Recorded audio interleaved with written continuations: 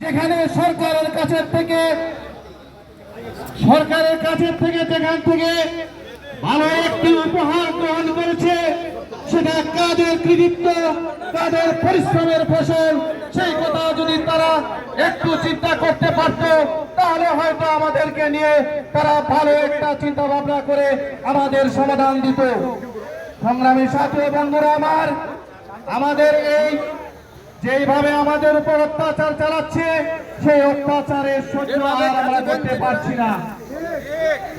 কারণ আমাদের এই কাজের মাত্রা বৃদ্ধি করতে করতে এমন পর্যায়ে নিয়েছে, অতিরঞ্জিত কাজের কারণে আমাদের সহযোদ্ধা ভাইরা বিভিন্ন ভাবে অসুস্থ হয়ে স্ট্রোক করে মৃত্যুবরণ করছে। কিন্তু আজ পর্যন্ত বলিভূত ব্যক্তি কথাই বলে, যদি কোনো দুর্ঘটনা হয় তাহলে বলে যে তারা অসাবধানতার কারণে তার মৃত্যু হয়েছে।